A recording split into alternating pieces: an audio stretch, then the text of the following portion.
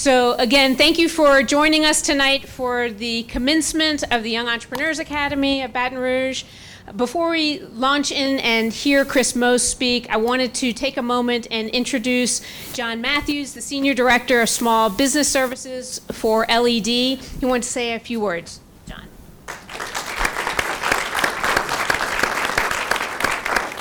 Thank you. First of all, let me congratulate those individuals that have completed this endeavor. You know, we think that you guys are tremendous. A couple of points. I want to also recognize the parents and supporters, because I think that you guys have had a tremendous input in the success of these young entrepreneurs. So give yourselves a round of applause. Point one, this is not the end. This is just the beginning of your venture into the small business world. LED and Louisiana Economic Development supports youth entrepreneurship because we realize that if we plant those seeds today, they will yield significant value tomorrow. And that's a very important point because it's all about job creation. You guys will create the jobs of tomorrow, and we applaud you. The other point that I want to make is that even if you decide not to move into starting and growing your own business, the data suggests that you will be better employees because now you understand the value of the employer and why they are doing what they do to make their businesses successful. So regardless of the end goal, I want to say thank you, and we realize that you guys will become valued citizens for the state of Louisiana, and keep it up. Thank you. Thank you, John. So in its inaugural year, the Young Entrepreneurs Academy had many successes, including a dynamic group of diverse students, fantastic instructors, passionate volunteer mentors and graphic designers, an informative CEO roundtable, an investor panel that gave seed funding, over $18,000 of seed funding to these 15 new companies, and more. This is not possible without all of you supporting and all of our supporters. So a big shout out to each of you. One of the highlights was on January 30th when the Secretary of State's office met with the Young Entrepreneurs Academy over at the LSU College of Business, and these students filed the newest 15 businesses in the state of Louisiana. So that is no small feat. We are very fortunate tonight to have an amazing commencement speaker with us, Chris Meaux. If you've not met Chris yet, odds are good that you've interacted with his business. Chris is the CEO of Waitr, which is one of the most popular restaurant delivery apps in the country, now having launched in Louisiana, it's now in 33 states across the country. It's a huge win for Louisiana, a huge accomplishment for Chris and his team. And I would add that it's probably not been all rosy. So my hope is that Chris could share his entrepreneurial journey with all of you as student CEOs tonight. As you look to the future, you can have an inspiration in Chris. And one thing that you may not know about Chris, and Sarah Israel, I'd like you to pay close attention. He showed chickens. With that, I will turn it over to Chris. I think this is on, right? Thanks, Deborah. So thank you all for coming out to hear me speak tonight. But I'll say when I was about your age, I went through a similar program. And it was, a lesson in entrepreneurship. My parents pulled up to the curb, took the table out the back of the truck, stapled a lemonade sign to it and said, "Good luck, son." That was my entrepreneurship training. So I think yours was a little more rigorous maybe, right? So, yeah, I want to share with you kind of my entrepreneurial journey. And as Deborah alluded to, it's not been all roses. And I'll tell you, even when you think that you're kind of at the pinnacle of entrepreneurship, and for me, I thought that day was the day that our company went public and we rang the bell on the NASDAQ Stock Exchange. But that was just the beginning of the journey. And you wake up some mornings and entrepreneurship is great and running a public company is great, and you wake up other mornings and then people want to tear you down, they want to take you down, they want you to feel bad, and you got to get through it all. And so that's really what entrepreneurship is about. It's about a lot of ups and downs along the way. And I had a friend of mine who told me numerous times, he said, you know, Chris, he said, maybe one day you'll be more successful than me. He said, but I'm going to be on a freight train to get to my success, and you're going to ride a roller coaster. And what he meant by that is I was an entrepreneur. And entrepreneurship is exactly that. It is exactly like a roller coaster. You know, sometimes you're going fast, sometimes you're going slow, sometimes it's up, sometimes it's down, turns to the right, turns to the left, almost just like a roller coaster. And so I'm going to share with you my roller coaster ride. And it all started when I was about 23 years old. Other than the lemonade stands and showing chickens, who's the other chicken shower here? Yeah, so you ever try to wash a chicken in a 5-gallon bucket? Yes. Me too. We got that in common. It's not easy. But it started when I was 23 years old. And I was a student at LSU at the time. Or maybe I was still a student, I guess. And I started to get interested in technology. And I had a job while I was in school at Computerland, which was selling computers. And the most interesting thing about that was that I figured out how to build a computer while working there and thought, wow, you know, you can actually buy parts and you can build computers and then I could sell them to someone else. So, you know, hell, I could do this. Maybe I don't even need to go to school. And, you know, I wasn't a great student. But it really started my journey in technology. And what really solidified it for me is at the time, I was dating a girl whose parents lived in Austin, Texas. And I went to visit her and I met a guy by the name of Michael Dell. Ever heard of Dell Computer? Now this was 1988 or 89. They had just gone public. Dell had just gone public. And here I am having a conversation with this entrepreneur about starting, you know, selling computers in his dorm room. And I thought, wow, maybe that's what I want to do. Maybe, you know, entrepreneurship is what I want to do. And I can leave Computerland, build my own computers and, you know, sell them to folks. The internet didn't exist then, but I could sell them to folks, to businesses and so on. And so that's what I did.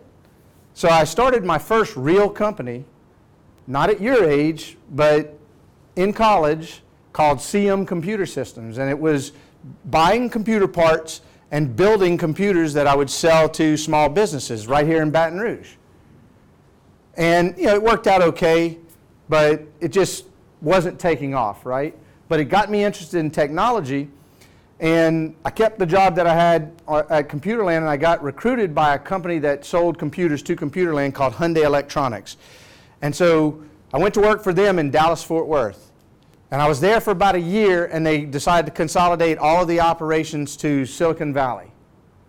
Now, I was an entrepreneur in my early 20s in the entrepreneurial capital of the world, or at least from the technology standpoint, in San Jose, California, right? Just south of San Francisco.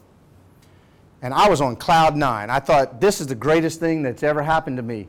I got a job, you know, with a great company, and I'm in one of the most impressive entrepreneurial towns in the country, you know, where Apple was started, where Cisco and you know, all these Intel and all these big companies were started. Maybe don't mean much to you guys now, but those were the kind of the Facebooks and the Googles and those companies of that day.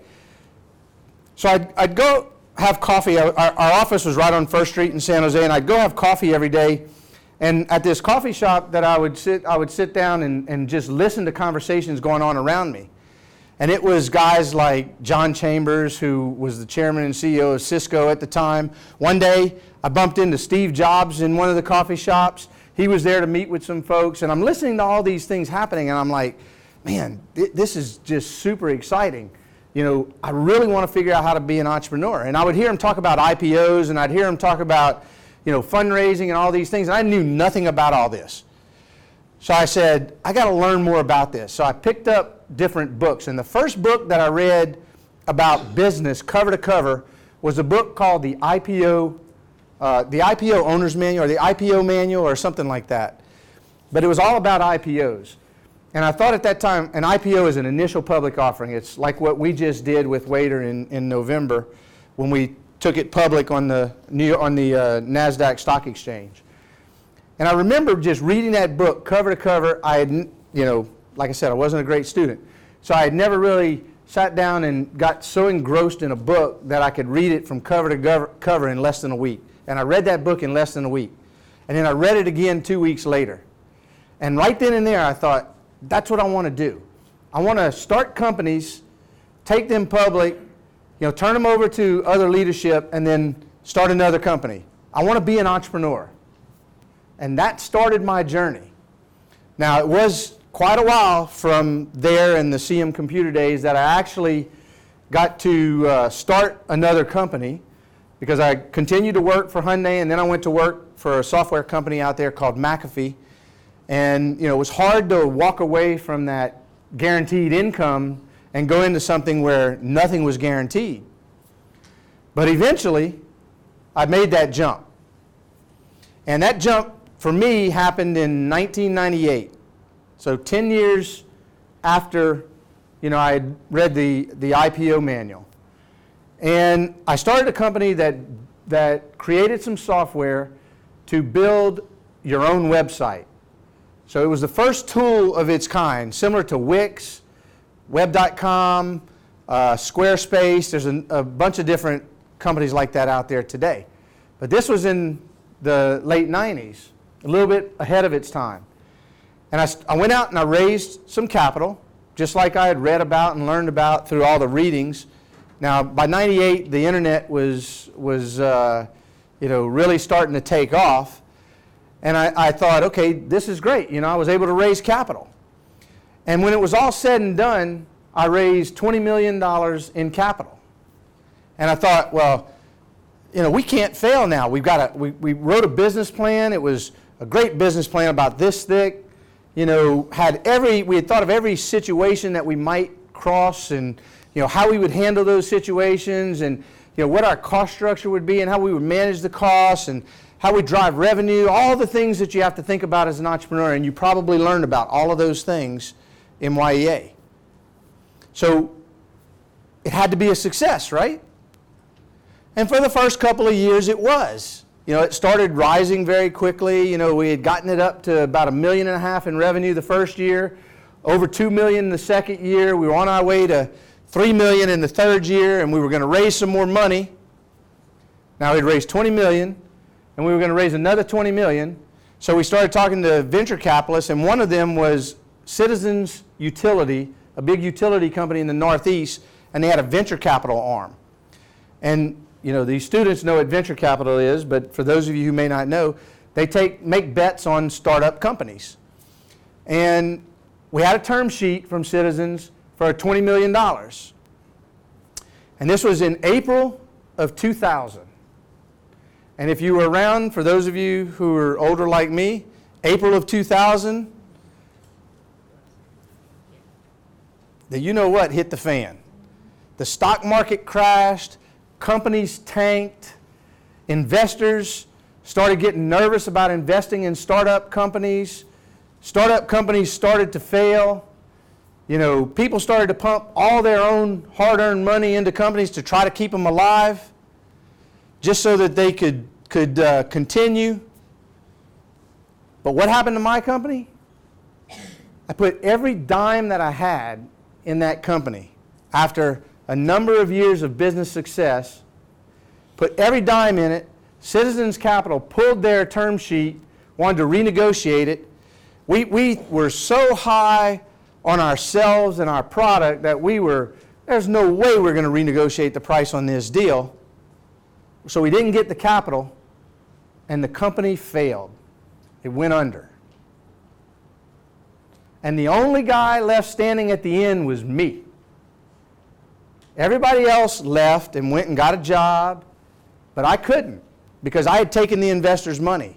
It was my responsibility, I felt, to try to salvage whatever I could salvage out of that company so that these investors wouldn't lose this money. $20 million. So they wouldn't lose this money.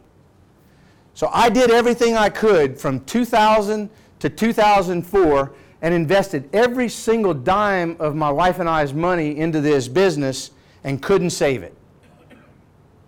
It failed. Went out of business. Had to unwind the business. And what happened? We had equipment contracts with certain companies. We had built a $10 million data center. We had obligations on real estate. We had all of these things that now I had to try to figure out a way to clean up. It was a nightmare. And it completely broke me and my family financially. Not a dime. I mean, paycheck to paycheck. My wife had a job, thank goodness, because I didn't have a job anymore. And the whole time I was trying to save this company from failure, I wasn't getting paid to do it, and I was putting all the money that I had into it. And when that was all said and done, I sat back and I wondered, why did I think that entrepreneurship was going to be a good idea? This is terrible. No one should ever have to deal with this. I'm going to make sure that every single person I ever run into the rest of my life knows, do not be an entrepreneur. Don't start your own business. Never raise money from anyone else. Like, this is miserable. And for 10 years, for the most part, that's kind of how I felt about entrepreneurship. But there's one other thing about entrepreneurs. When it's in your blood, it never goes away. And like during that whole time, I would dip my toe in again and think about what I could do, and I'd write down ideas in my notebook, and I'd convince myself that it was a great idea, and then I'd convince myself it was a terrible idea, and I'd talk to other people, and they would tell me it's a great idea, so I was on the great idea again, and I'd talk to someone else, and they say, oh, it's a terrible idea, and I'm like, you see, that's what I thought. But why did they say it was a good idea? Like, I went on that roller coaster back and forth, right? And never really dug deep into entrepreneurship again. I tried to start a restaurant or two, and, that didn't work out. So, okay, now I'm a bigger failure. So I had this huge failure in the internet space, and now had a failure in the restaurant space. And so I joined another company. It was a startup, and they had a little success and sold the company. So I got a little bit of my self-esteem back through that, but that was someone else's company. It wasn't mine. So I was just an employee. I didn't want anything to do with entrepreneurship. And in about 2012, late 2012, early 2013, I started getting that entrepreneurship bug again, because remember, once you're an entrepreneur and you work for yourself and not for someone else, it's really hard to go back to work for someone else, right?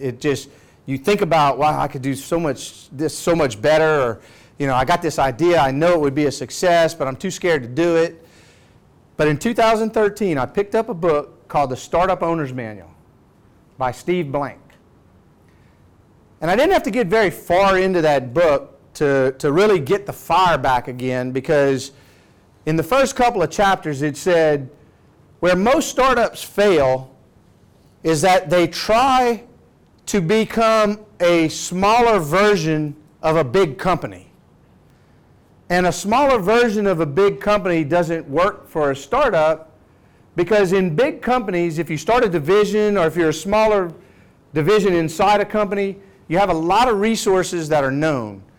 You have known human resources, so you got people that already work for the company, know the company's products, know the financing situation of the company, all these things. You have known products, so maybe you're starting a new division and it's a new product, and that new product's going to be very innovative for that company, but that company already has known successful products, so your product is going to kind of launch on the back of those products. And they have known capital resources, meaning that they're typically either profitable companies or have access to capital and can invest that capital in new ideas. And that's very different than what a startup is. And then there's even a difference between a startup and a small business. And let me tell you the difference between that before I tell you what the definition of a startup is. The difference between a startup and a small business is a startup is a company that begins with the intent to create a scalable business model that can expand geographically outside of a small boundary. A small business is a company or a business that starts to support the lifestyle of its owners, an income, right? Now, you want your startup to provide you an income. You don't want it to be like, you know, that my failure was it was called Commercis, but you don't want it to be like that where you end up dumping money back into it. But small businesses have a big place in our economy. But startups are the ones you read about. Startups are the ones that either fail or succeed, and there's usually not much in between. Some become small businesses, but most either fail or have some level of success. But a startup is an idea in search of a repeatable and scalable business model.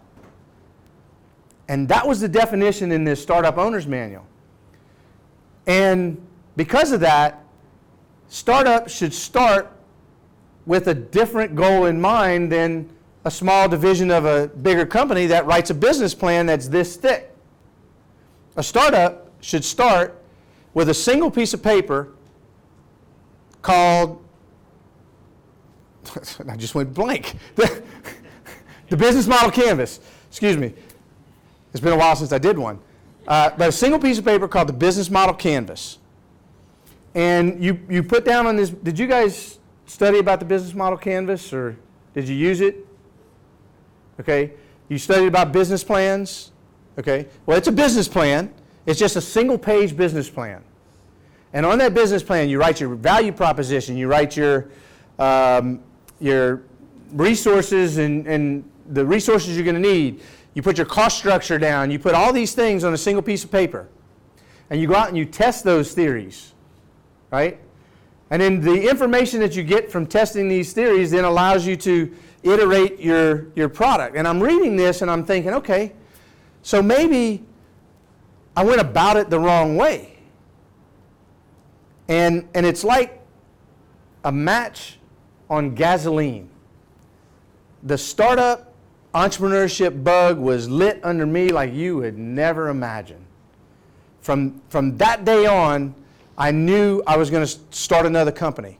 So I have a notebook that I write all my ideas down in, and I picked up my notebook and I started looking at what I had in the notebook. And there was one for a golf business, there was one for another kind of food business, there was all these different things. And one I had it written on a piece of paper, and many of you may have seen it. I actually should have brought my notebook in, but I had written, "What's for dinner?" And that was built around order food, order what you want, just like you go to Google to find the things you want. Well, you would go to this app to find the food you want. And this is not a joke. You can look at my notebook from those days. I was going to call it Fugle. I mean, it made sense to me. You find the things you want on Google, you find the food you want on Fugle, right? So I wrote down "What's for dinner," and on the other side I wrote "Fugle it." I wish I had brought it. I was in another meeting earlier today and I showed someone, they took a picture of it. And I had some slides at Startup Weekend that I showed it. But that was the start of what Waitr is today. And so, you can ask my wife, who just walked in, by the way, my wife Missy over there. I spent all night, almost every night, just writing in that notebook, sketching out what the pages of the app were going to look like, all these different things, right? And I started, working on what I would put in the business model canvas, and I was thinking to myself, okay, now, I got all these great ideas about frugal, and it was going to be for dine-in, carry-out, delivery, and recipes. And so it was going to handle all of your food needs, no matter what you decided, whether you wanted to go sit down at a restaurant, whether you wanted to order it for carry-out and pick it up yourself, whether you wanted to order it for delivery, or if you wanted to cook at home, you could get a recipe. And I said, what step do I take first? And so I kept reading in the Startup Owner's Manual, and it started telling me, kind of what to do after the business model canvas. And one of the things I read was find technical co-founders if you're starting a software company. Well, this was a software company, so I needed to find technical co-founders. How do I do that? I didn't know how to do it. So I started looking online how to find technical co-founders. And I ran across an organization called Startup Weekend. And for those of you who don't know, Startup Weekend Baton Rouge just happened this past weekend. And I spoke to them on Friday night, and they had some great ideas come out of there. It's like YEA for college students, and it's a worldwide organization. And anybody, any age, it's not just college students, it's anybody, can go and pitch an idea. And you get 60 seconds. So you pitch your idea, you form a team, and in 54 hours you build a prototype. So a similar kind of thing to what you just went through, but you went through it in a series of weeks or maybe months, right? And in Startup Weekend, it's in hours, 54 hours. And so I thought, all right, well, that'd be a great place to find technical co-founders. And so I started reading more and more, and there were no Startup Weekends coming around Louisiana. I was living in Lake Charles. Baton Rouge, I think, had just happened, so it wasn't going to be coming around again for another year. So what do? Well, I could go to Gainesville, Florida. And I'm like, all right, well, what if I go pitch my idea and it fails? I got to have a different reason to go. I didn't want to spend the money to go to Startup Weekend in Gainesville, Florida, and then my idea not get selected and it go nowhere or whatever. So I thought, all right, well, I'll go because I read that you had to participate in one in order to organize one. I said, okay, great. I'll organize one in Lake Charles. So I'm going to Startup Weekend to learn how to organize Startup Weekend. So I drive to Gainesville, Florida, attend Startup Weekend, and on the Friday night on the business pitches, a student or ex-student had just graduated from the University of Florida, gets up in front of the audience and he says, you know what? Now remember, I had frugal, right? He says, you know what?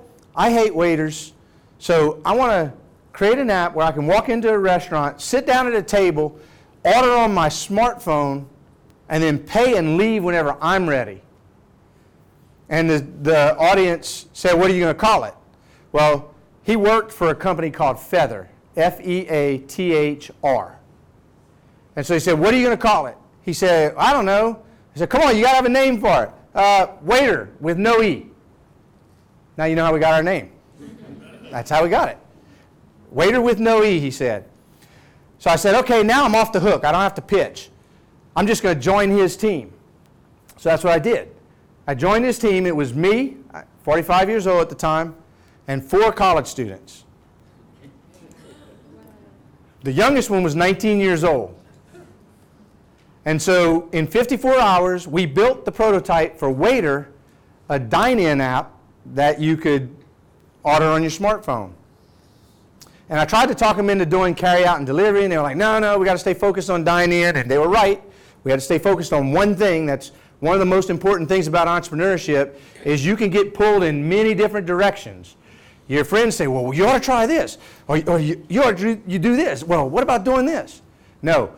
Find one thing and focus on it. So we decided dine-in was what we were going to focus on. And so we won the Startup Weekend. I called my wife and I said, you're not going to believe this.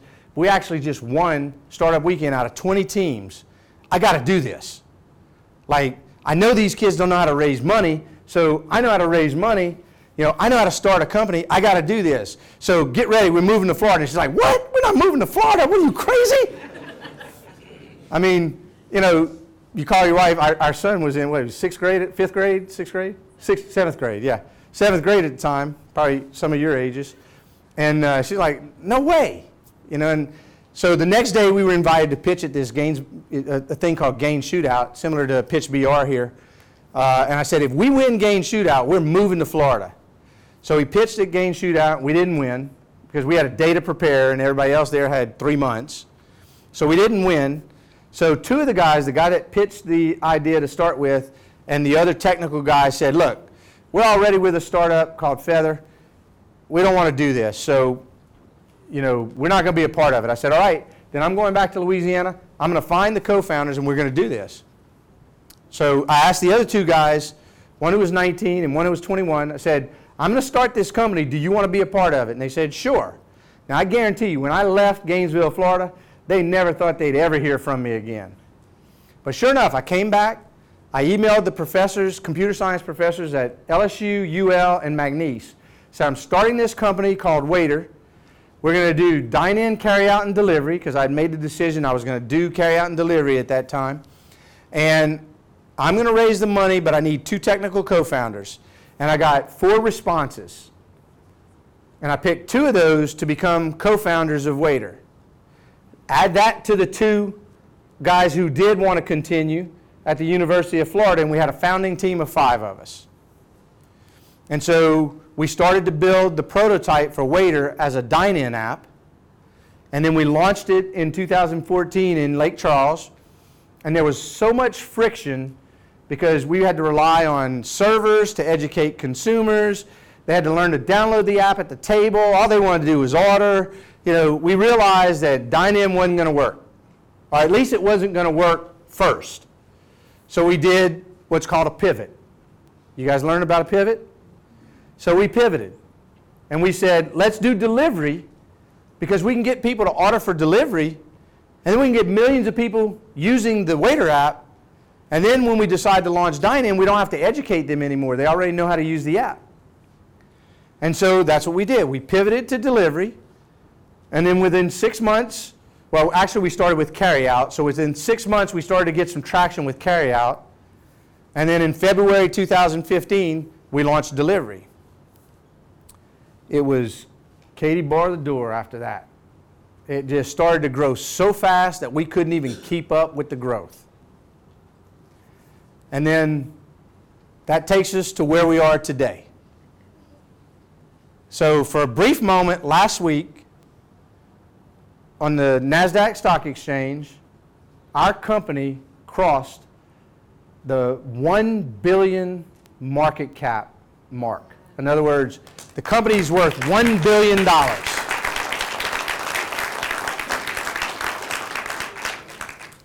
So, from a lemonade stand to a failed entrepreneur to running a public company worth close to $1 billion, or for a brief moment last week, just over $1 billion, and to do it not in Silicon Valley, but in the Silicon Bayou.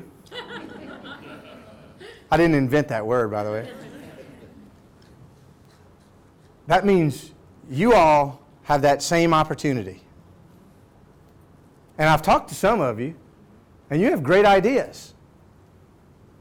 One that I heard tonight that I hope I can use soon, right?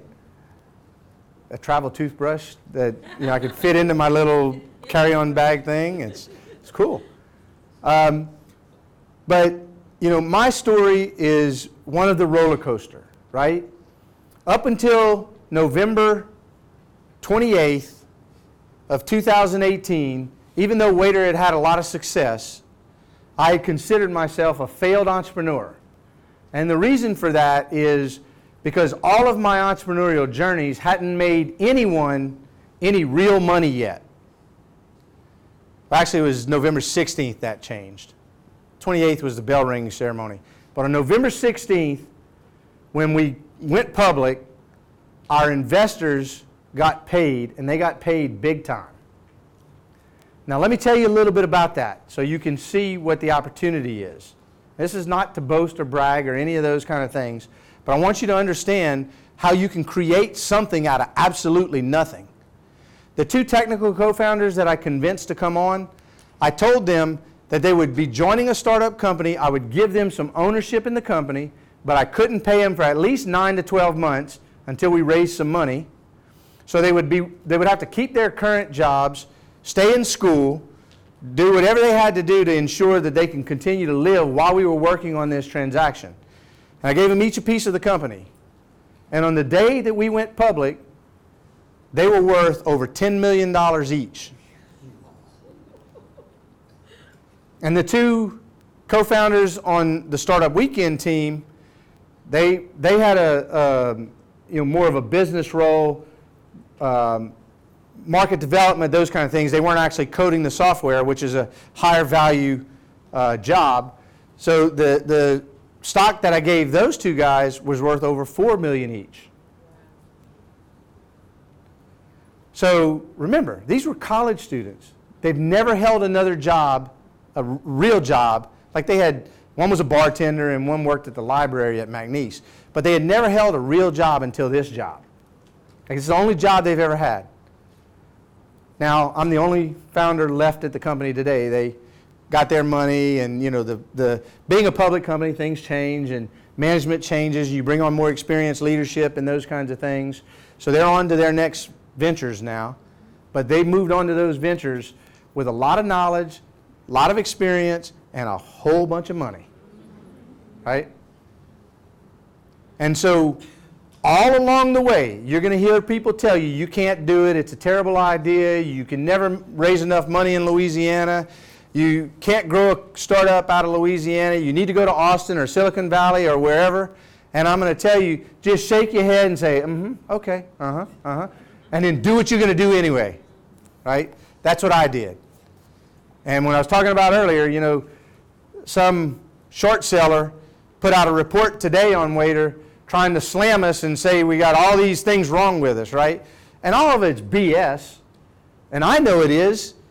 And we can't, I can't defend ourselves because we're a public company. Certain things we can say at certain times, all this, right? But it doesn't really matter because I can't control any of that. And you won't be able to control all the negative voices out there. All you can control is your business. And I know that. I know that now, but I learned it the hard way. So what I do every morning is I get up and figure out how do I make our business better today than it was yesterday. And it's not perfect. We have a lot of issues in the company right now, in the business, but that's never going to go away. People who run and work for the biggest companies in the world sitting in this room will tell you, you will always have those issues. But you do what you believe in, and you don't let anybody else tell you you can't do it. I hear people tell me now, oh, he's an inexperienced CEO and all this. Yeah, really? What do you have to do to get experience? You have to live it, right? I'm living it. And I don't let that stuff bother me. I focus on how we could get better. So ups and downs, stick to your guns, believe in your business. You're going to get people at some point in your company, oh, you're too young to be the CEO, right? And you say, well, yeah, I am young. But, this is my vision and I want to see it through. And I can bring on experienced management. I'll hire a very experienced COO, right, to run the company. I have a very experienced president and chief operating officer. But don't let them convince you to veer away from your vision. Follow it through. You'll know when the time is right and if it's not working, and many of your companies may not work. But remember, if it doesn't work, figure out when it's not going to work, shut it down and start another one. But don't do like I did and sour on entrepreneurship for 10 years. Because I think about, we have 18,000 employees now, including all of our drivers. And I think about, what would they be doing today if I hadn't taken that chance again?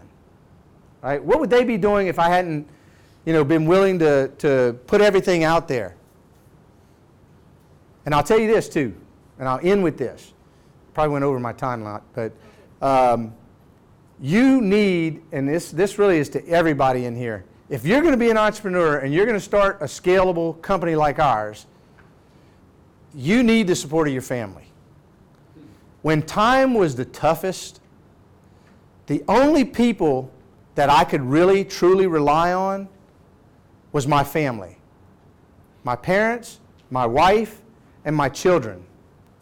And they were always by my side, always.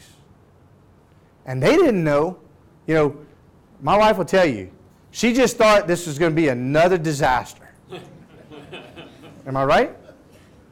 Somewhat? But I mean, she didn't know any different, right? I mean, pretty much everything I had tried up to that point didn't work. But the lessons I learned, you can't learn in school.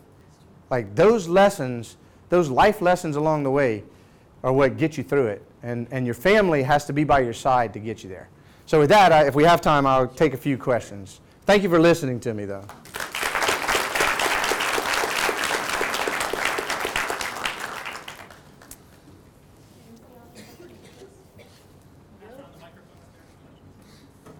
No questions for Chris?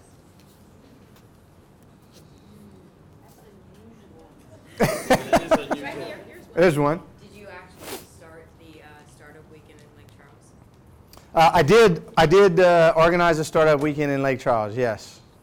But of course, I couldn't participate because I was starting a company. And one of the rules of startup weekend is when you go into it, it can only be an idea. It can't be something you'd been working on for a long time, right? So by the time I did it, I'd been working on Waitr a while.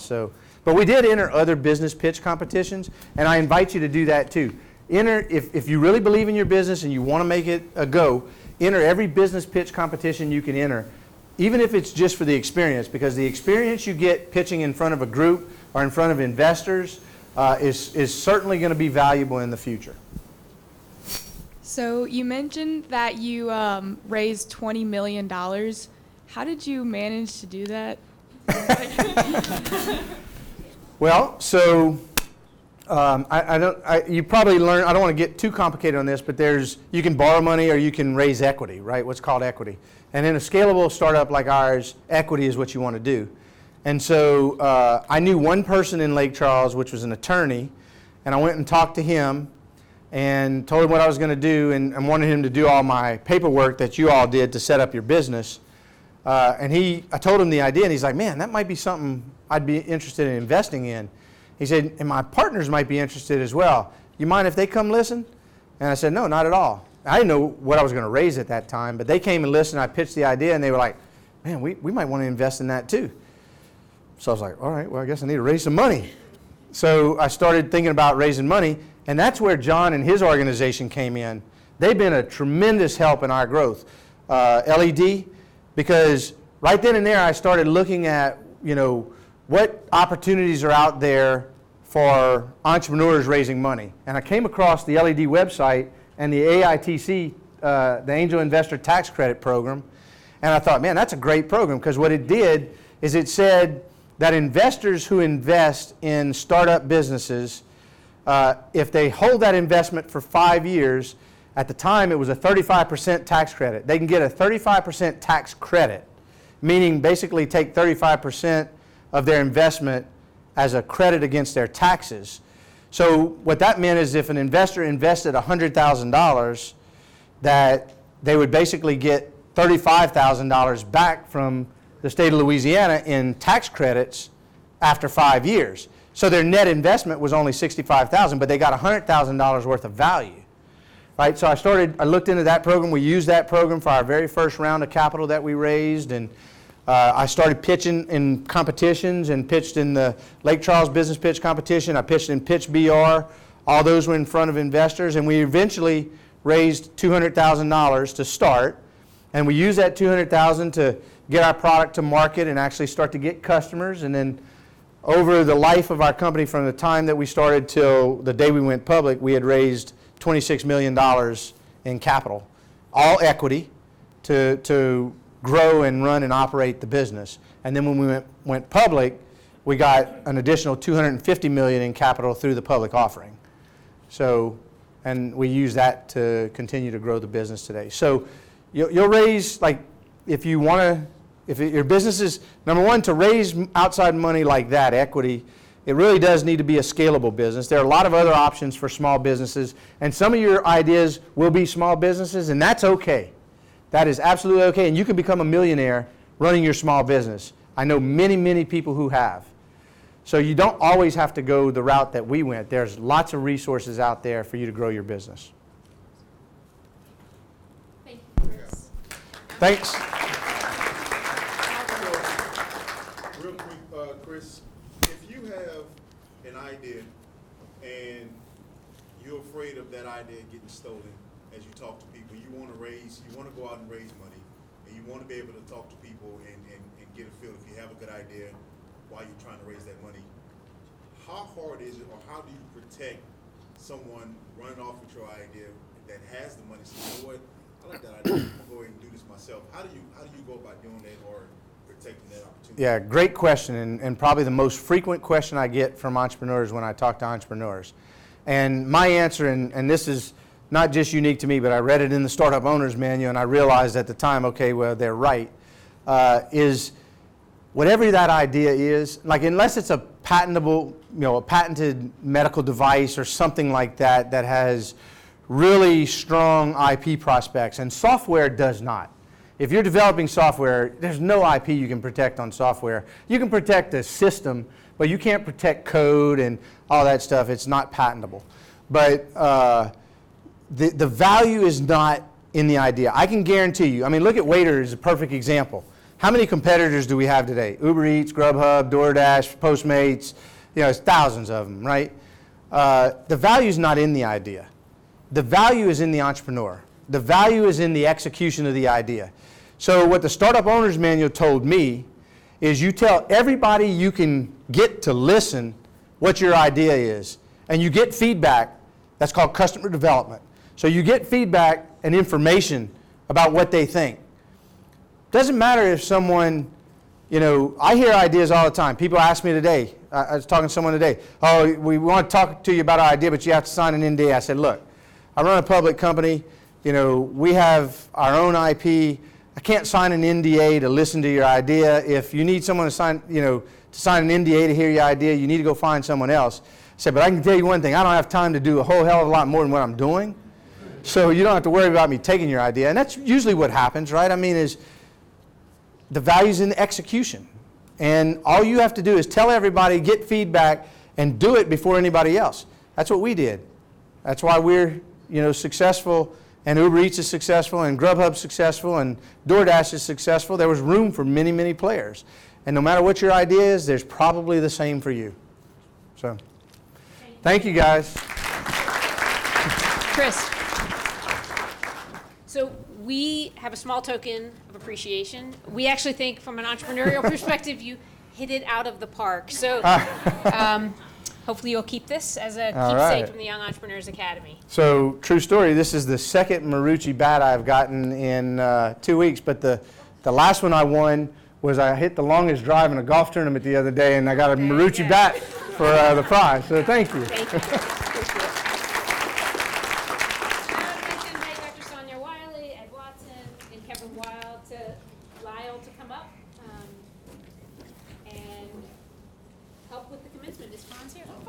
it. Sit with my wife back here. You can see it. It's becoming a habit. Yeah. Excuse me? Thank you, Chris. That was absolutely wonderful. He taught our entire class in 30 minutes. Okay? Well, were we there? Okay? You guys didn't need us, but I want to first thank everyone that came out tonight to celebrate these fabulous students and their graduation. And I want to introduce you guys to someone who's near and dear and special to us, Dr. Ed Watson, who is the chair of the Stevenson's Department of Entrepreneurship and Information Systems.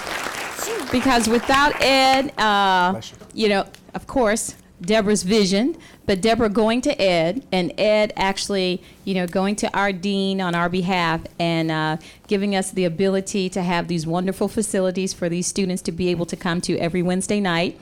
Myself and Franz work for Ed, and he allowed us to be able to teach these wonderful students.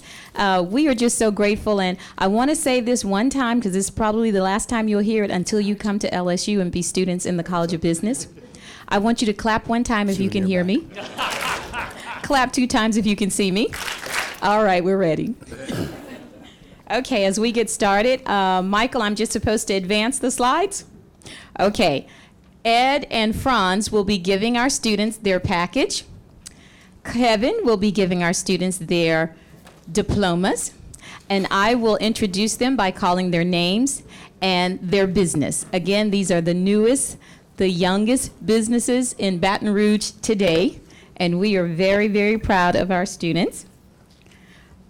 And here they are in all their glory. Our first graduate is Mary Elizabeth Barrow. Her business is Bike Stream. Congratulations, Elizabeth.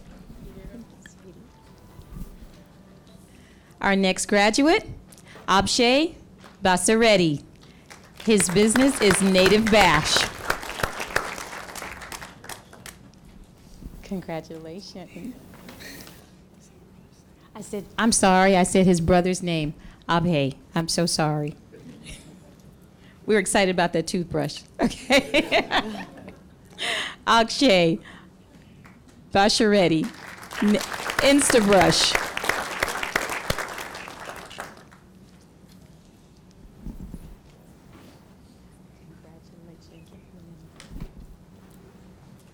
Congratulations to Chelsea Buckley, UCube.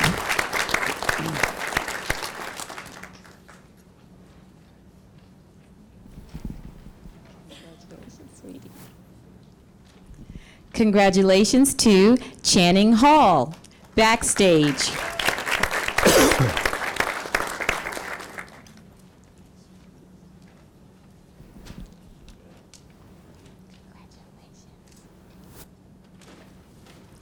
Congratulations to Jack Hosford, Ease.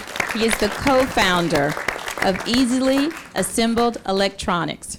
Congratulations.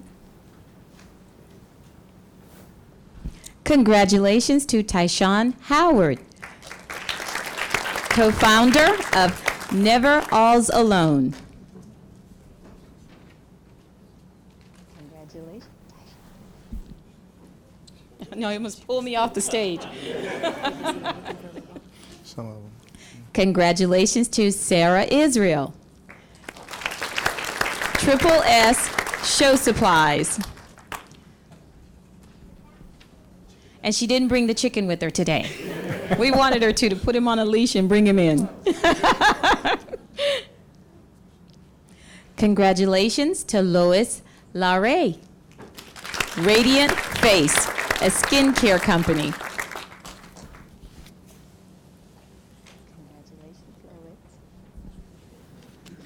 Congratulations to Carson Manuel, ArchiSelf.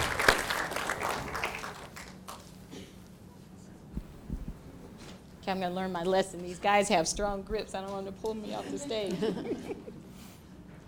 Congratulations to Bria Miles, co-founder of Never All's Alone.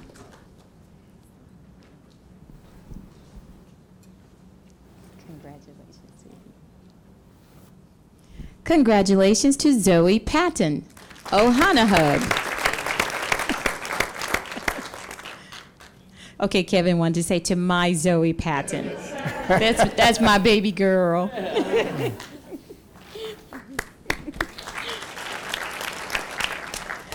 Congratulations to Lily Ray, co-founder of Ease.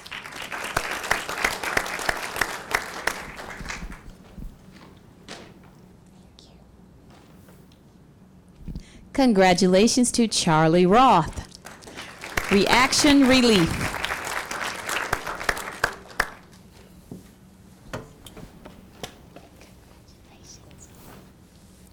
Congratulations to Condoleezza Simeon, Beluga Bliss. And Condoleezza is our student who will be going to New York to represent Louisiana. Wonderful.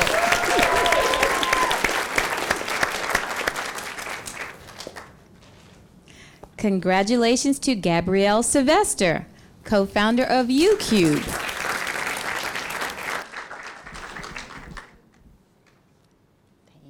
Congratulations. Congratulations to Roland Toops, Multiview.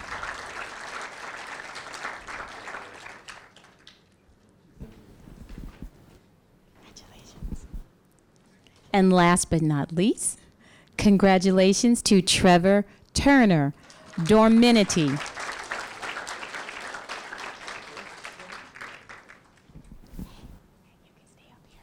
If I could have Trevor, Zoe, and Condoleezza on stage, please. That's yours.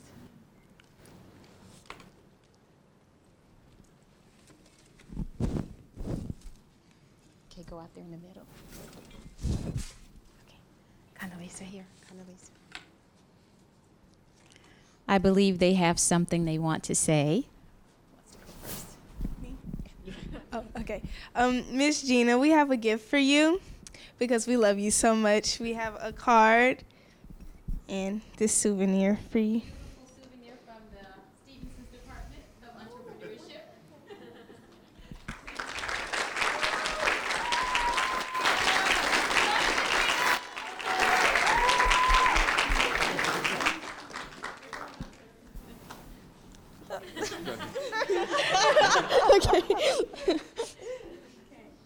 Oh, Mr. Michael? Mr. Michael? He was running away.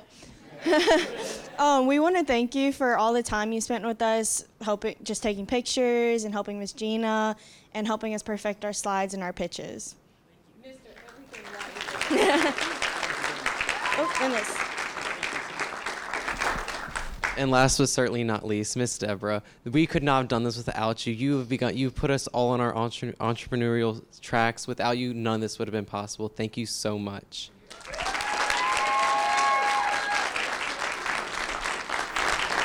pleasure. Thank you. Okay, now you can give Miss Deborah the mic. Well, thank you all very much. Thank you, Sonia, Franz, Ed, Kevin. This group had amazing instructors, and LSU has been phenomenal. So a huge thank you to LSU and the College of Business specifically for really allowing us to have a home. We met there every Wednesday night and really could not have done this without Ed and your leadership and the professor. So thank you.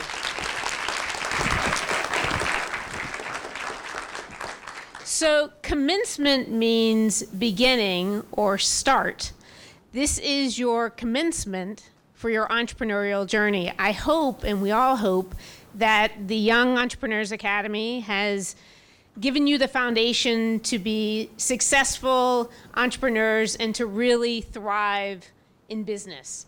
We hope that you stay in touch with us. This is just the beginning.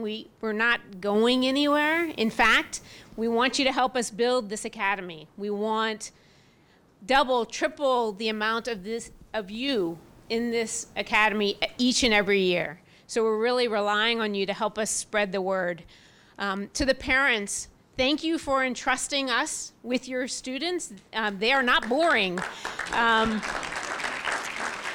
This has been a fantastic year, and the students, not knowing each other, have really bonded in a way I actually didn't expect or didn't know. And it has been a fabulous journey with them.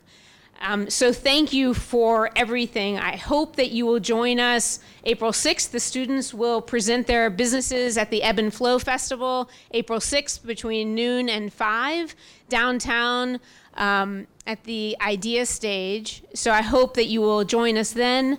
There are other opportunities. Please nominate students for the Academy and help us, help us grow.